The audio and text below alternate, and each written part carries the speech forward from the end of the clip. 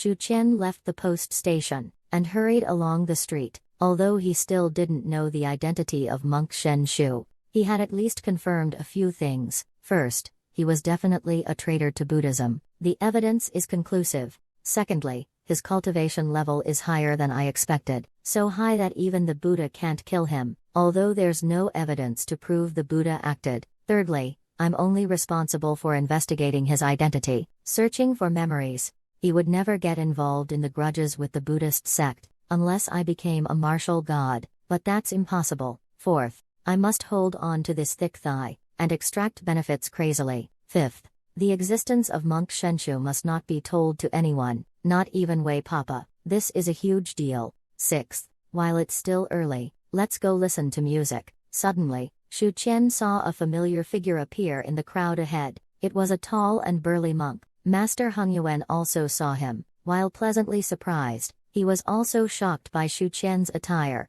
Master Shu, why are you dressed like this? Shu Qian awkwardly wanted to escape. He laughed twice and explained, this is performance art. He quickly changed the subject. Master, are you heading to the Sanyang post station? Heng Yuan nodded and said, my fellow disciples have arrived. I should go and meet them. Shu Qian controlled himself to keep the corners of his mouth from twitching. He cautiously said, can we not meet? Heng Yuan showed confusion. Why? Shu Qian couldn't help but complain in his heart. Because, you might get beaten up. Heng Yuan glanced at him a few times, nodded and said, I just came from having a vegetarian meal at the Shu residence. Shu Qian testified, what were you doing at my house? Oh, right. He went to congratulate Erlang on becoming the top scorer. Didn't Erlang kick you out? Shu Qian suddenly felt a strong sense of guilt, feeling like he just tricked his little brother, and then went to deceive the honest and simple Master Heng Yuan, simply not himself, with immense guilt. He took out a 10-tael silver note from his pocket, and sincerely stuffed it into monk Heng Yuan's hand. Master, this is my token of appreciation for the elders and children of the health hall. Heng Yuan sincerely respects it. Amitabha. Master Shu is truly a great philanthropist. Shu Qian felt more and more embarrassed. Hurry up and wave goodbye. As for whether Heng Yuan goes to the Sanyang post station, he doesn't care. Not long after, Master Heng Yuan arrived at the post station gate. The monk guarding the gate looked a bit puzzled. I wondered if our Buddhist sect was so prosperous in Dafeng, but I still stepped forward and stopped Heng Yuan to ask, where does this brother practice? Master Heng Yuan placed his palms together. This humble monk is Heng Yuan from Qinglong Temple. Upon hearing of my fellow sect members' arrival in the capital, I came to pay my respects. As soon as the words were spoken, the gatekeeping monk widened his eyes, looking as if he'd seen a ghost. Heng Yuan asked in confusion, is there a problem? The gatekeeping monk gave him a deep look. Coco, no problem, senior brother, please wait here, I will go inform him. In a moment, he came out expressionless, and led Heng Yuan inside. Heng Yuan felt increasingly uneasy. It started the moment he stated his name. The gatekeeper monk's expression was very strange, especially after passing on the message. There was a subtle sense of hostility. Led by the gatekeeper monk, we passed through the front yard to the backyard, and entered an unremarkable meditation room. Monk Jingshen scrutinized Heng Yuan with sharp eyes, and said in a deep voice, Heng Yuan from Qinglong Temple. Heng Yuan recites the Buddha's name with hands in prayer. Indeed, it is I. Monk Jingshen says solemnly, monks do not speak frivolously. Hearing these words, Heng Yuan's most immediate feeling was that alarm bells were ringing in his ears. He couldn't lie. He had to answer honestly. Heng Yuan clasped his hands together and calmly said, can modify the precepts himself. So here's the question. If this person in front of us is Heng Yuan, then who was that person just now? What's his purpose?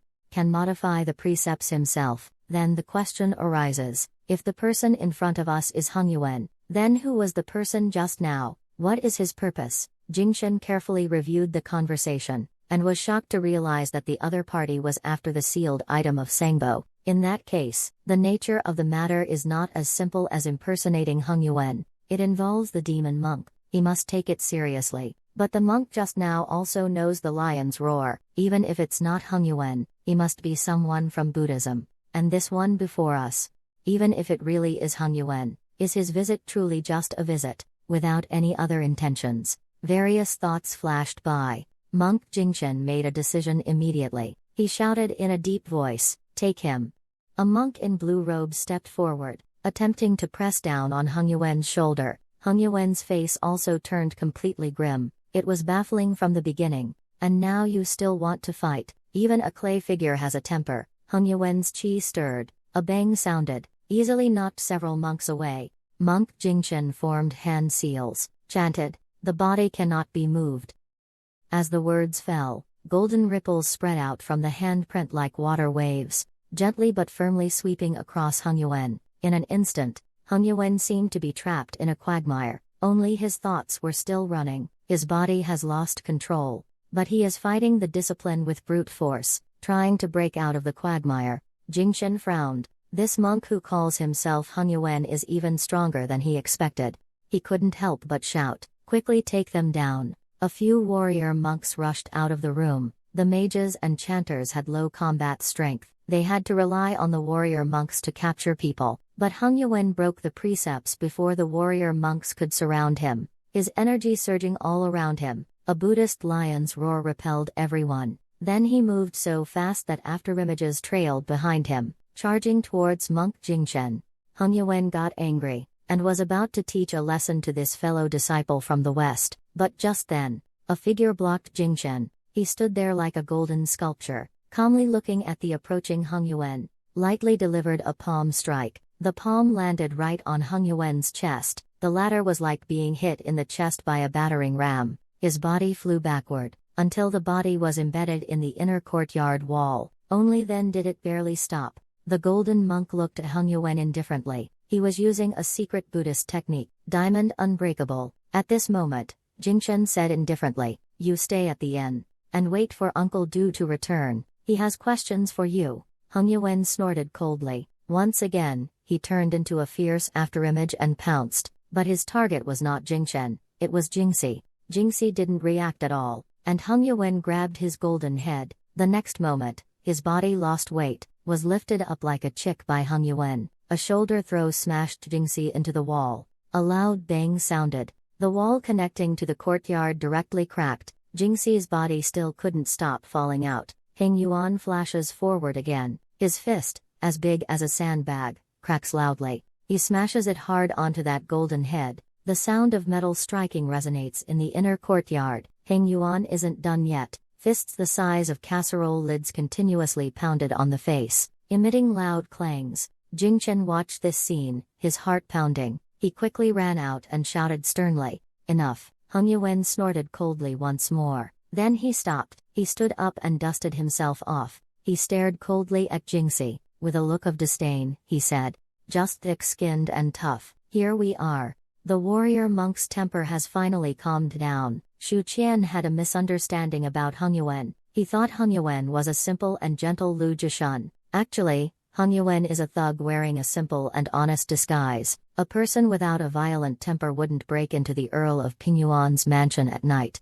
kill people and then leave leisurely. It's just that in Hung Yuan's mind, Lord Shu is a kind and generous person. Such a good person deserves to be treated with kindness. Shen Shichu. The early spring sun hangs lazily in the west. Master Du Yi, draped in a golden red cassock, strolls back. He pauses at the inn's entrance. Then he stepped into the inner courtyard. The inner courtyard was a mess. Monks were packing the cracked ground with sand. The most vigorous worker was an unfamiliar bald man. Master Duer glanced around. No words spoken. Monk Jingchen came out of the house, speaking in a Western language. He detailed the true and false Hung Yuan events to Master Du. Master Du turned to look at Hung Yuan, who was working diligently, asked, "Did he defeat Jingxi without any resistance?" Jingchen nodded and added, "Yes, but junior brother Jingxi was not injured. The Diamond Sutra is not something the average person can break." Master Duer did not express an opinion, and instead asked, "When Hung Yuan first spoke to you,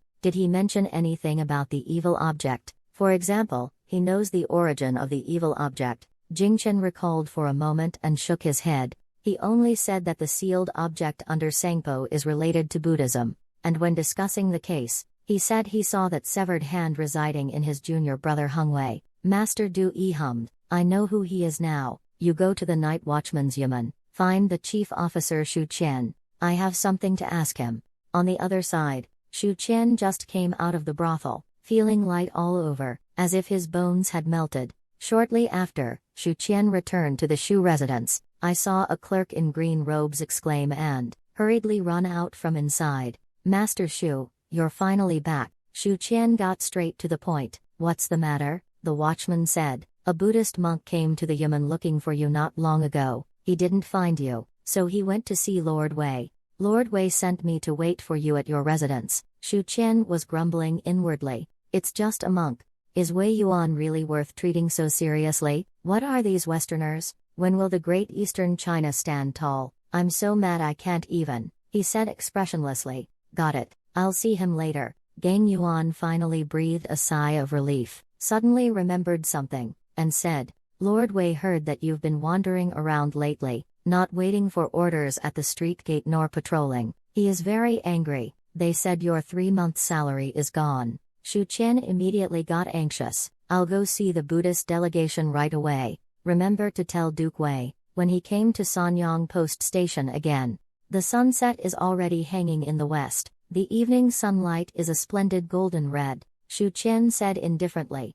I am the officer in charge of the Sangpo case. Master Du summoned me here. Lead the way. The gatekeeping monk saw the visitor. Suddenly, a figure appeared in his mind. He took a deep breath and held back his anger, makes a gesture of invitation. Shu Qian follows the gatekeeper monk into the inner courtyard. It looks like there was a fight here recently. The next moment he sees a familiar figure. It's Hung Yuan, and still working here. Shu De, a good man, felt sorry for him for 3 seconds. Sins. I will definitely be a good person in the future. Under the guidance of the gatekeeping monk, Shu Qian entered a room. There were 2 monks in the room. The one on the right was sitting on the couch. The one on the left was Jingshen, whom he had met before. Shu Qian cupped his fists and bowed. Greetings, Master Du. The old monk returned the courtesy gently. Lord Shu, why are you pretending to be Hung Yuan, a monk from Qinglong Temple? Shu Qian answered seriously. I want to find out what is sealed beneath Sangpo. The Sangpo case was investigated solely by me.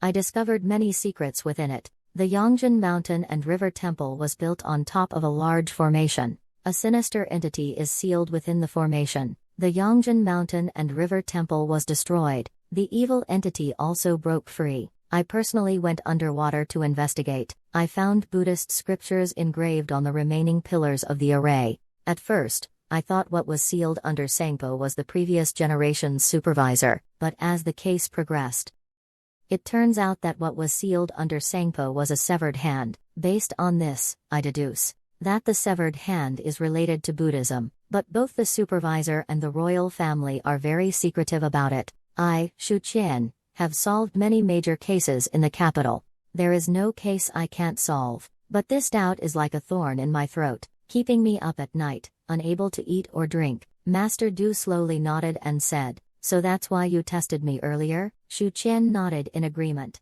These words had been prepared when he was impersonating Hung Yuan. He disguised himself as a crazy detective obsessed with solving cases, obsessed with the origin of the severed hand and the secrets behind it. So after the Western region's envoy entered the capital, he pretended to be Hung Yuan to test us. His probing was flawless. All questions were to the point. He didn't voluntarily reveal any information about Monk Shenshu, fully playing the role of a host who knows only half the truth. Master Du Yi smiled. Lord Shu wants to know about the evil creature? Shu Qian was secretly delighted, showing an appropriate desire for knowledge. Master, are you willing to tell us? The emaciated old monk smiled and said, it is not impossible, but you must join our Buddhist order, and become my disciple. Shu Qian's face twitched, and he shook his head, refusing. I practice martial arts. I can't practice Buddhist methods anymore. Master Du seemed to have anticipated this response, unhurriedly said, you can switch to a warrior monk. Shu Qian's expression stiffened. A long-held suspicion in his heart was confirmed. Warrior monks and martial artists indeed follow the same path. My guess was right. The monk system in Buddhism is prepared for outer disciples. What is the next rank after the 8th rank monk? He asked playfully. So after I become a monk, can I get married and have children? Master Du shook his head. Although warrior monks don't need to follow monastic rules, they still cannot marry and have children. This has nothing to do with the practice, but it is the rules of Buddhism. Entering Buddhism means becoming a monk. This also applies to warrior monks. Since they are monks, how can they start a family? Shu Qian looked regretful. I have always yearned for a Buddhist life, but our family has had only one heir for 9 generations. Forget it, forget it. It seems I am not destined for Buddhism. This is truly a great regret in my life. Master Du was somewhat pleased. He did not expect Shu Qian to be so friendly towards Buddhism, so he smiled and said, Lord Shu, if you have any questions in the future, feel free to come to the station and ask. I, as a humble monk, will tell you everything I can. No need to disguise as a Buddhist disciple. Shu Qian decisively followed his heart. I admit my mistake. Duo Yi nodded. Then he instructed Jing Si to escort the person. Master Du summoned Heng Yuan into the room again. Heng Yuan put his hands together and recited a Buddhist chant. Martial uncle. Master Du nodded and asked, I heard from Jingchen that silver gong Shu Qian claims to be your close friend? Heng Yuan nodded and did not deny it. Master Du asked again, all previous misunderstandings stemmed from this person. You have no grievances in your heart? Heng Yuan calmly said, no matter what Master Shu does, I can forgive and understand. After speaking, he added in his heart, because I owe number 32 lives. These are enormous debts of gratitude. Du Yi nodded again, and asked, what kind of person is he? Heng Yuan paused for a moment and said, I met Master Shu during the Senko case.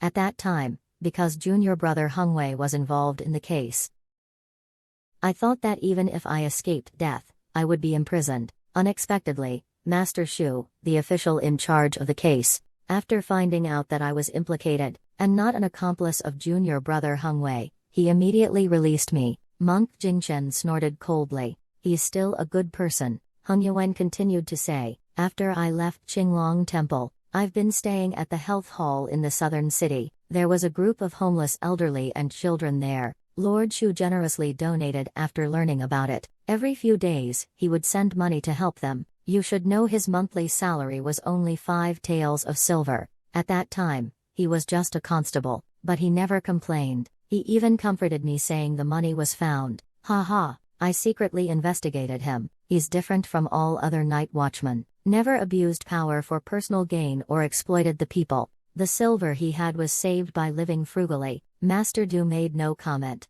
and said lightly, doing good deeds does not necessarily make one good. People have many facets. Heng Yuan frowned with displeasure, and continued saying, then I shall tell you one more thing, Master Uncle. Before the Senko case, he once risked his life for a girl he didn't know, and almost killed his superior who tried to violate her. As a result, he was imprisoned, and sentenced to be cut in half. If not for the destruction of the Eternal Mountain River Temple at that time, the court is in urgent need of people. By then, he was already dead. Jingchen carefully considered Heng Yuan's words, combining them with Shu Qian's previous behavior. He realized that Shu Qian was not blindly boasting. Master Du also obviously noticed this point. After thinking for a long time, he asked, what is special about him? Heng Yuan pondered and replied, besides his extraordinary talent, he is a martial arts prodigy. Nothing special about it. Master Du seemed a bit disappointed. Head Taoist, you may go and attend to your tasks. After Heng Yuan left the room, Monk Jingchen said, Uncle, Heng Yuan did not lie. It seems that Shu Qian is indeed a great philanthropist, although his way of doing things is annoying. The handsome monk Jingxi immediately said, so, will he still be involved with evil entities? Master Du shook his head and said in a deep voice, the mastermind behind this case is the remnant of the Demon Kingdom, Emperor Yuanjing and the supervisor. The former is half-hearted in his efforts, the latter looks on coldly. It has little to do with that silver gong. Since he is a good man, we don't need to make things difficult for him. Jingchen snorted coldly. Dafeng repeatedly breaks its promises. Why should we ally with them again? I wonder what the Arhats and Bodhisattvas think. As one of the Arhats, Master Du glanced at his nephew, then slowly said, the northern barbarians have demonic bloodlines. They have been closely linked with the northern demons for thousands of years. There are many barbarian tribes in the southern frontier. The 7 most powerful Bu tribes are considered demigods. The northeastern shamanic sect already has a deity beyond ranks. If we want the land of Zhizhou to be bathed in Buddhist light, we must ally with Dafeng. Jingchen and Jingxi, the 2 disciples, extracted an important piece of information from their uncle's words. The reason why the Buddhist sect allied with Dafeng is that Dafeng has no beings beyond the highest rank, and no entanglements with the demon gods. Jing Chen tentatively asked, "What do we do next? Do we track the evil artifact? Are we just letting Dafeng go?" Master Du Yi replied mysteriously, "I heard that recently, due to the conflict between the Taoist sects, many martial artists have flocked to the capital. The authorities have built 4 arenas in the outer city. We'll take 2 of them for our use. Jingxi, you will face the warriors of the capital with your indestructible body. Jingchen, you can take any stage to recite scriptures and preach." Saying this, he slowly stood up and walked out of the room. "As for me, since I've come to Great Feng, I will meet with the supervisor. The Central Plains has long not recognized the might of our Buddhist sect." At night, Shu Qian went to the Jiaofeng division with his colleagues. Song Tingfeng, still the same young man as before, shamelessly followed. But Shu was not happy. When others were joyfully drinking until dawn, he was pondering, "This trip cost me at least 100 taels of silver. To come to the brothel and flirt with the courtesans myself is considered honorable and pure. It doesn't involve any vulgar transactions of money and sex, but bringing so many colleagues to drink, this can't be free." They kept drinking until late at night. Shu Qian could only keep muttering MMP in his heart. Meanwhile, he didn't forget to tease Liu Chun, "So that my boss can have a good sleep. Everyone, make sure to follow instructions when shaking the bed tonight. Shake to the rhythm, don't get out of tune."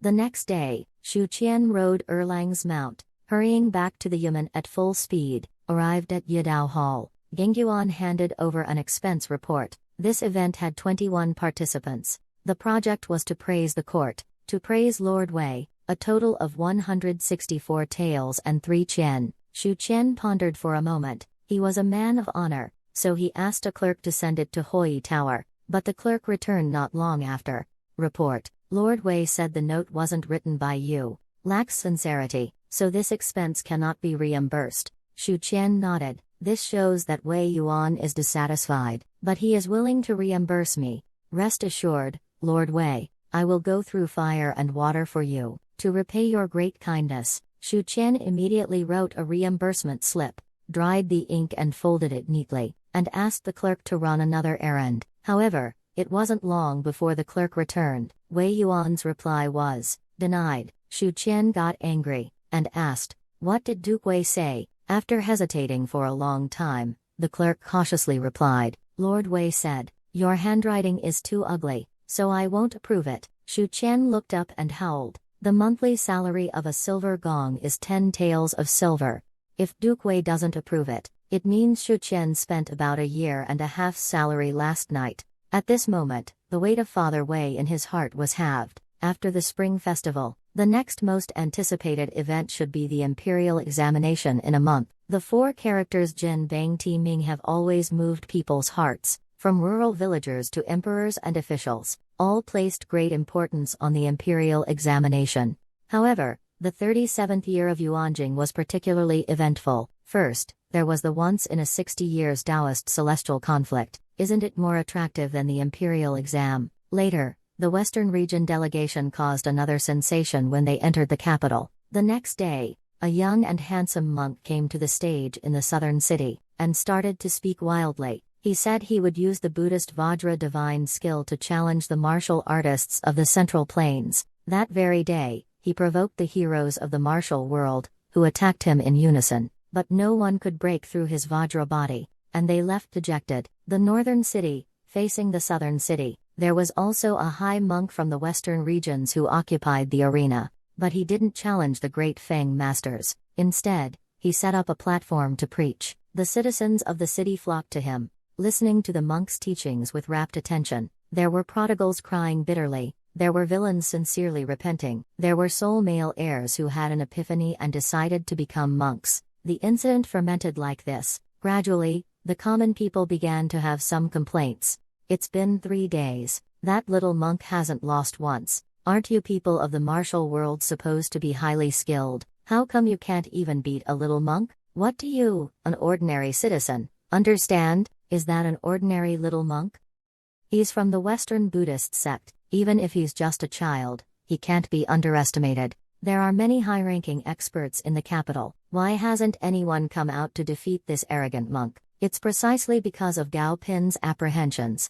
That if he won, people would say he bullied the weak. He would have no place in the capital. As the discussions grew louder, the narrative gradually leaned towards Dafeng being powerless. Some people who were initially undecided couldn't help but react to these words, and jumped onto the stage one after another. At the same time, in the Southern City Tavern, Shu Qianan smiled and said, "This is going to be interesting. The person challenging him is actually a 6th-rank iron skin," Hung Yuan said. "That is the unparalleled body-strengthening technique of Buddhism, far superior to the 6th-rank iron skin." Chu Yuanzhen teased, "Master Hung Yuan, this is the body-refining technique unique to the Western Buddhist sects. It belongs to the monk system. Aren't you envious?" Hung Yuan answered honestly. Of course, he was craving it. Shu Qian heard it. He was craving it too. Because the body-refining technique demonstrated by the young monk Jingxi, it doesn't require cooking and hammering to rival the body-training methods of iron and copper skin.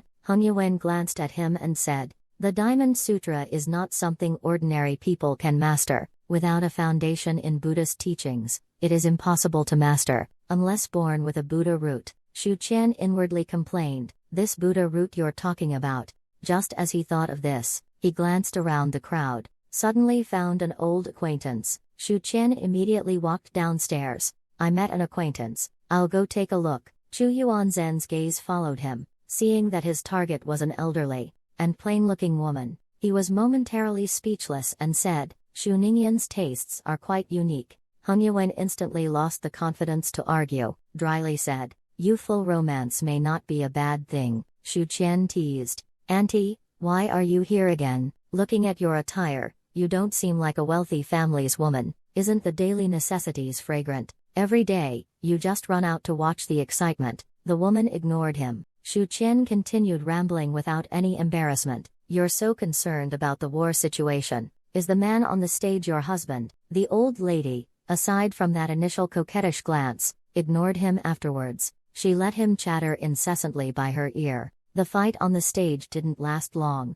1 incense later, the winner was decided. The 6th-rank warrior was struck 3 times in the chest by monk Jingxi. Finally, he couldn't hold on and broke his iron body skill. The man gave a bitter smile. "The invincible Vajra of the Buddhist sect lives up to its name." Finished speaking, seemed too ashamed to stay, jumped off the stage and left hurriedly. The old lady lightly stomped her foot. "It's strange that the man actually lost," Shu Qian said with a smile. "It's like 2 knives colliding. When the brute force is about the same, the one with better quality will win." The indestructibility of Buddhism is said to come from the Buddha, and the quality of martial artists' tough bodies varies greatly. Losing wasn't unjust. The old lady turned her head and said disdainfully, "You speak so confidently. Why don't you get on stage? Didn't you previously defeat a 6th-rank martial artist with a single strike?" Shu Qian stopped pretending, and asked directly, "Was it you who called those people to attack me that day?" "Auntie, which family are you from? Which department does the man work in?" The old lady gritted her teeth and said, "Go up and kill that little monk, and I'll tell you."